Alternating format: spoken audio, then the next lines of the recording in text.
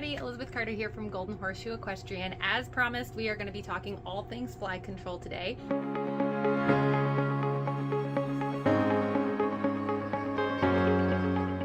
So I know that fly season is upon us. We've started talking about it. I've seen a couple of little posts around on Facebook. So I wanted to talk about fly control in three aspects. We've got through the horse, on the horse, and around the horse. So we're going to start with through the horse, which if you saved my previous video that was posted over at Golden Horseshoe, the main page, then you already know about this. But just a quick little overview. So this is Simplify. It is a feed through larvicide. So what that means is that it's not absorbed by the horse, it passes through and comes out the other end in their manure. And the chemical in here prevents housefly eggs and exoskeletons from having, it breaks down the protein. So it keeps them from hatching and it definitely keeps them from reaching adulthood. So it doesn't keep flies from coming to your barn. It doesn't lower the population of flies that you have at your barn, but it prevents future generations of reaching adulthood. So I personally have used this. This is something that I keep in my barn and I use for my 3 horses that are at home. That's one of the drawbacks, I guess, to this product, is that every horse in the area needs to be on this because you need the larvicide to be in all of the manure, not just some of the manure. But houseflies like to lay their eggs in horse manure. That's how they repopulate. So by having this in the manure, they can't reach adulthood. So that really helps dramatically lower the populations of flies in a very quick number of cycles. So that is feed through. So that's through the horse. Now, the next one that we're going to talk about is the one that most people have experience with, and that's on the horse. So what can we do to prevent the flies that are here from bothering our horses and being on our horses? So first thing is our kind of like our meshes, like our horse clothing, if you will. So we have fly masks, which are going to protect your face. So most of these are going to be a fine mesh. There's 2 different types. There's these which are structured, if you will, and then there's more of like a lycra face mask that has more of like a bunchy mesh on it. So that it's more of like a horse preference on that. There's not one that's better or worse than another. Some horses hate having things on their faces, so the lycra feels just like a second skin and it doesn't bother them and it doesn't rub like these do. Some horses feel like that's constricting and they would much rather have something like this. Some horses hate having things on their nose. Some horses hate having things on their ears. So there's a wide array of options there. There's masks that don't have ears. There's masks that don't have noses. So that's pretty easy concept there. We have lots of different sizes, lots of different colors. That's total preference on that. Moving from the face to the body, fly sheets. So in my personal experience, there's kind of 2 routes on the fly sheet. There's kind of more of a fine mesh, and then there's kind of more of a flowy fabric, and I'll show you what that means. So this, for example, is more of a fabric-y kind of fly sheet, so it moves better. It's not as stiff. It reflects sunlight, so this is not only good for repelling flies physically, like a physical barrier for the horse, but it also will reflect light. So if you've got a dark colored horse or a black horse, this actually helps keep them cool if they're standing out in the sun. This kind of fabric-y kind of fly sheet is more UV resistant, so it reflects more of the sun. So if you've got a horse that sunburns easily, then I would recommend something that's a little more meshy. Now, that being said, I have a black horse. I would love, more than anything, to put her in something that would reflect all of the sun, but she's really, really hard on her fly sheets. She will rip through these soft, meshy fabrics in no time. So we have a different type of fly sheet. And this is kind of more, it's more structured, but it's definitely more see-through. I don't know if you guys can see that very well, but this one is called the Rip Shield, and you might be able to see it on this horse. It's definitely more see-through. So it's a finer, more airflow, I guess is what you would say. So it's still a fine mesh, but it's not as fabric-y. This is great for those horses that love to destroy blankets. So it's a tougher material. It's not going to rip as easily. The downside to that is that because it is tougher and it's more structured, or I guess it's just a firmer material. It also doesn't have, the flow and the silky feel of it. It's but the good news is that it lets more airflow in because it's not as dense as the UV, but more airflow means more UV light. So I really like this on horses that are tough on their blankets. This is really great. I also really like, if you're looking for fly sheets, to make sure that you have your shoulder gussets here, because you're going to be turning the horses out. So we want to make sure that they have that movement. It's going to lower your risk of shoulder rubs and things of that nature. So just another little tip there. The other thing is this one comes with a belly band. So that's another thing that you can kind of look for. If you're finding that your horse is getting eaten up on their underside because they can't like kick up onto their stomach to get the flies off, then that might be something else that you need to consider. All right, so we've done the face, we've done the body. Lastly, our boots. So fly boots, there's a couple different styles of fly boots. Right behind me here are the Cashel leg guards. So these kind of go on similar to the way that a shipping boot would go on. There's multiple tabs, so you get kind of a closer contoured fit to the leg. It's an older style. It's still functional. Some horses, if they do well on it, they do great on it. Our top sellers here at Golden Horseshoe would have to be this style of fly boot. And so we have Fly Free, which is actually a local Missouri company, and we have Shoe Fly, which was kind of the original or the creator of this style of fly boot. So great things about these is that they stand up straight. I actually didn't use fly boots until my farrier recommended fly boots because I would lose a shoe maybe once or twice over the summer. And what I found out from my farrier was that when the horses are stomping their legs to get the flies off of their legs, they're stomping and it just loosens the nails. And so then they're more likely to lose a shoe. So it's a little bit of an investment on these, but one, your horses are going to be more comfortable, and two, it's going to be better for their joints and it's going to be better for their hooves, especially if they're shod. You're not going to be, concussively pressing on that hoof in that shoe, and then the nails get loose and then you're more likely to lose a shoe.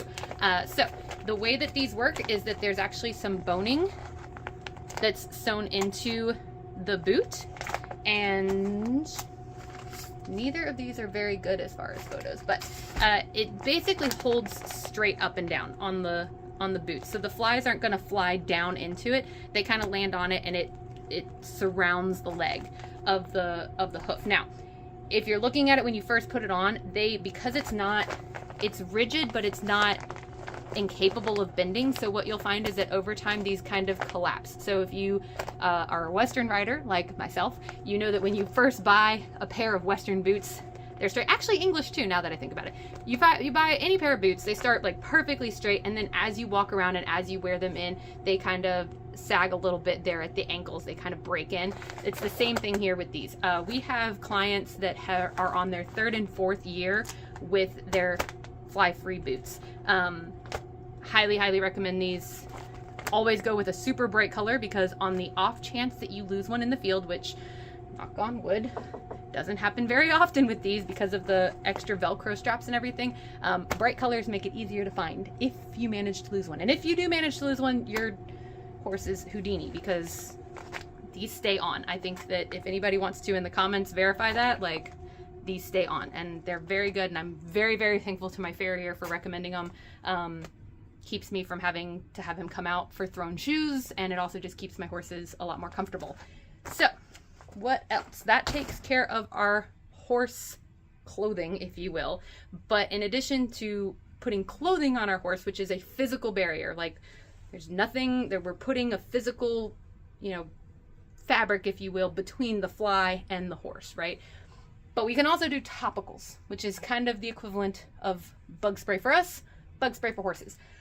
As you can see behind me, there are a lot of options here. So I'm going to try to break it down into your different kind of categories. For starters, the question of, natural versus synthetic. So we have natural sprays are going to mostly be our citronellas, they're going to be our tea tree oils, they're going to be our lemongrasses. They are naturally repellent of flies. Flies just in general don't like them. So we've got several of those.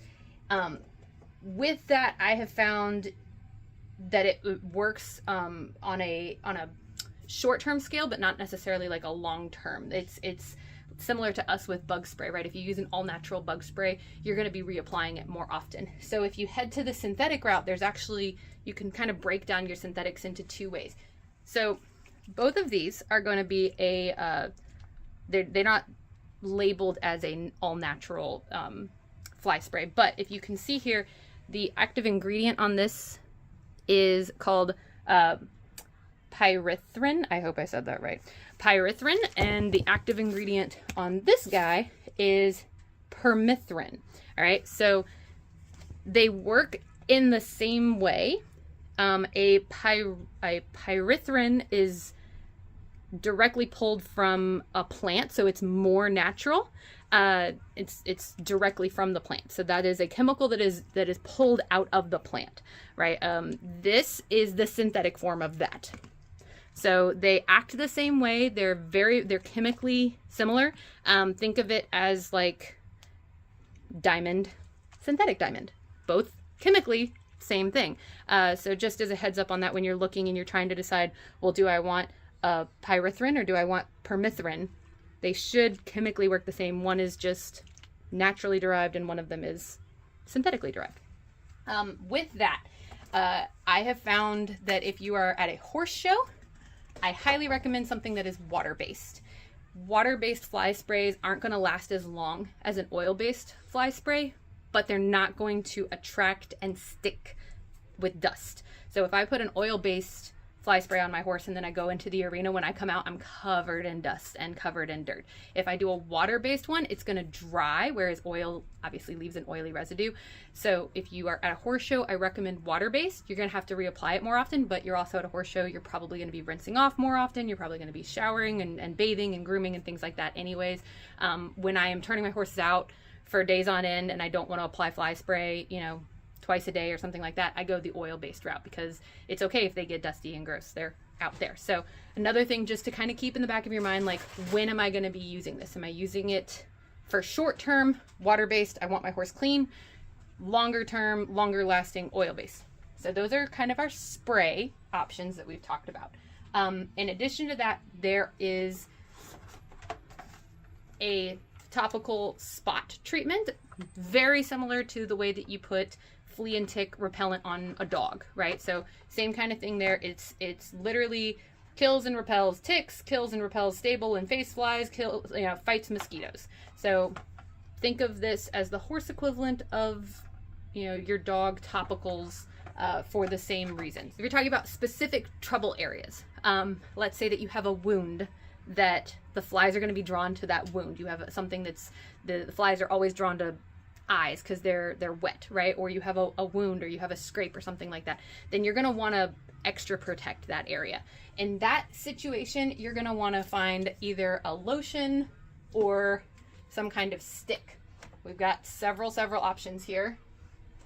Several options. So we've got something that's kind of like a paste, lotion, similar to deodorant, just kind of paint it. We don't want to get it on like in the wound, obviously, but just we want to extra repel that area, right? We don't want to be, we want something that sticks a little bit heavier, that's going to stay a little bit longer than our fly spray. So again, looking through these, you can see your active ingredients. We've got permethrin, we've got pyrethrin,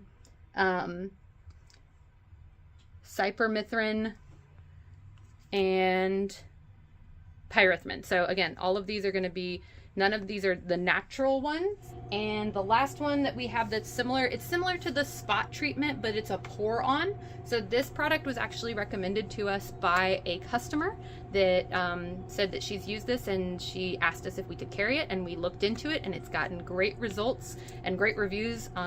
So it is also going to have, as your active ingredient, it is a permethrin base, but depending, the instructions are back here, depending on the size of the animal, you just kind of pour it along their spine. So it's not a spot treatment, it's just along the spine, and it kind of slowly works its way through the coat of the animal. So that was one that was recommended to us.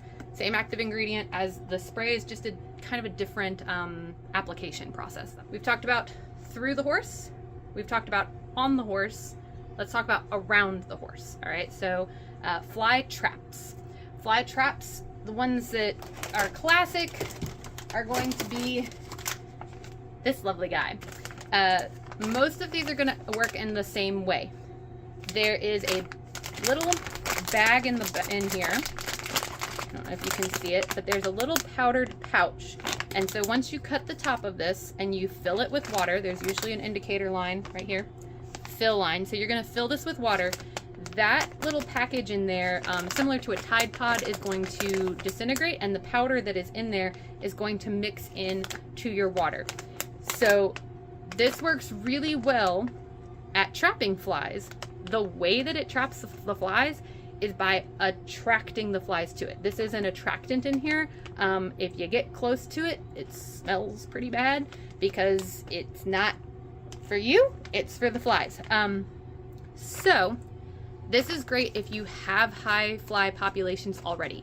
If I go somewhere like a show, for example, or if my fly populations get out of control at my barn, this is great for, like, stop messing with that thing over there, come over here and get trapped, right? If you don't have a high fly population at your barn or somewhere nearby, this is going to bring them to you. So just keep that in mind. This is going to trap them, but it's also going to attract them. It's going to trap, but attract. So keep that in mind. Same thing with the ribbon tape. It's sticky. It has a chemical in it that the flies are drawn to, and then because they're drawn to it, then they get stuck to it, and now they're trapped. So that is the two main things for that. You can look online. I'll probably put it in the comment section. There are a couple of horsefly traps that people have created, DIY situations. Horseflies are not attracted by smell in the same way that a housefly is.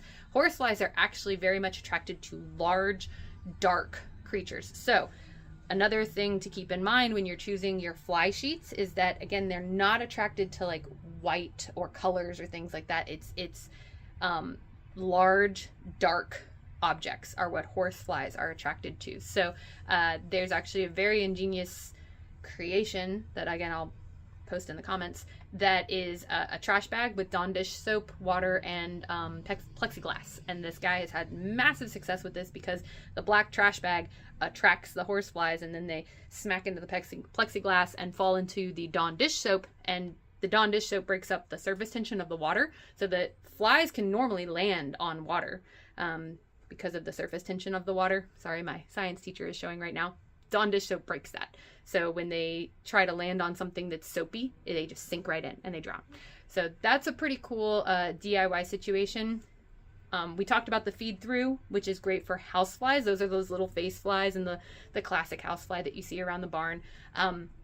Horse flies do not lay their eggs in horse manure. Horse flies actually like to lay their eggs and breed in like a muddy or a mucky kind of situation. So muddy areas. So similar to going around your property and eliminating puddles because you don't want mosquitoes to be breeding, go ahead and try to dry out anything. If you see a low-lying area that's holding water or just constantly muddy, that's where horseflies are going to be breeding. So I recommend going through your property and seeing if you can minimize that. We're not quite in horsefly season, but go ahead and start checking now so that we can eliminate that problem before it actually becomes a problem.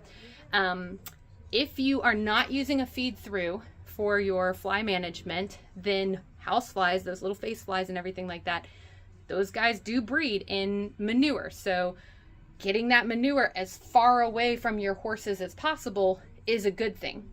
For me, because I've got the larvicide, because I do use that product, I actually use the manure and I put it pretty much everywhere, because if it's out in the pasture and the horseflies want to try to, you know, lay eggs in that, they're going to die. The manure pit, it's going to die. So again, if you're using that product, you don't have to be as wary about it. But if you're not using that, you want to get that manure as far away from your horses as you can, because that's where they're going to be hatching. That's where they're going to be repopulating. So in conclusion, I think I'm going to wrap up here. We've got through the horse, that's going to be your larvicide.